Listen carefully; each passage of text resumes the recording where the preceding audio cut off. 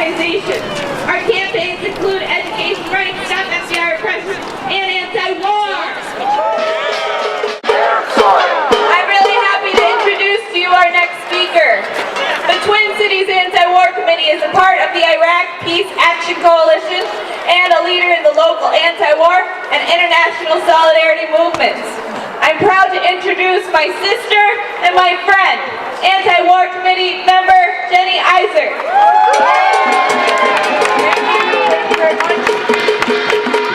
My name is Jennie Eiset. I am an Anti-War Committee member.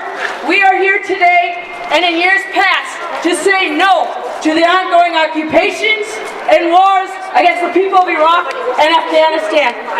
This year, however, we have particular circumstances that we are fighting here at home, and that is the repression of the anti-war international solidarity activists by the FBI.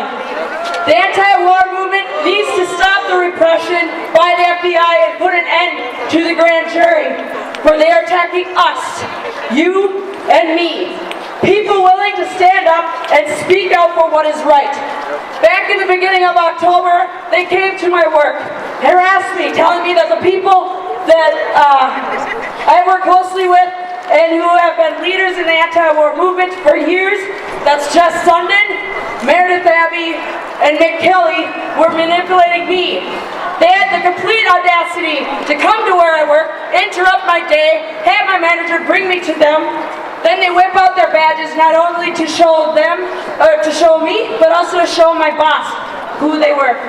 And let me tell you, after that day, things have still not been the same. This is exactly what they wanted. The attacks on our friends, on the Anti-War Committee, on us, the people fighting for justice, is not going to end. It will not end with the 23 subpoenaed. It will not end until people start standing up, fighting back with our words, with our feet, with our fists in the air, bringing it back to the street. Just think, 8 years ago, we had thousands upon thousands in Minneapolis. Though we did not stop the war, it could definitely stop the repression against this movement. I will say this, can a nation be free if it oppresses its own people? No! Correct, the answer is no. Can a nation be free if it oppresses other nations? No! Correct, no. What do we do about this? We go to those countries, get educated by hearing personal stories, by seeing firsthand the atrocities that have happened. We protest in solidarity with the people of other countries, demanding an end to the pillaging of their countries. Believing in the right for people to defend their rights and their lives is what international solidarity means. That brings me to my next point. International solidarity is an important part of this movement. This is why I joined the Anti-War Committee. I remember back in 2000, in the spring, driving back from Wisconsin, where I went to school for about 2 years, got off at Huron exit to grab something to eat. I saw on the other side of the street a banner that said, "No more military aid to Colombia." This put a very big smile on my face, and instead of getting something to eat, I went to go see who these folks were, talking about the country that I am from.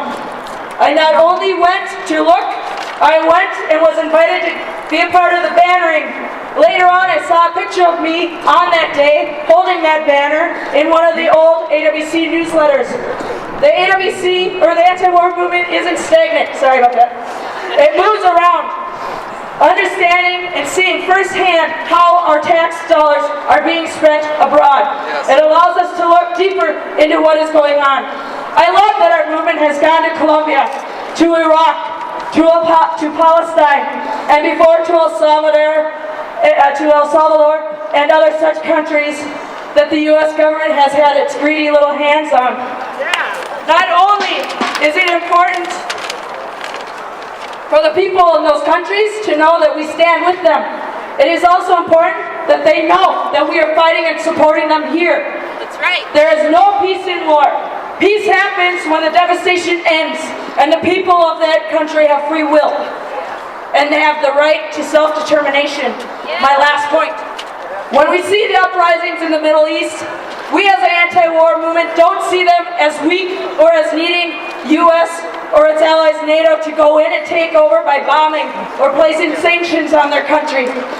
We see them as strong, as powerful. Something that can show the people in the U.S. that they too can stand up and fight for their rights, as we have and do in Wisconsin. Self-determination is a strong point that needs to be made. It's wrong for anyone to say what is right and isn't right for another country's people. It is up to those people to say what is right and isn't, and make the steps, leaps and bounds to change it. We stand with the people of Libya and say no to U.S. and NATO forces going in. The people and people alone are the moral force in the making of world history. Sometimes history needs a push.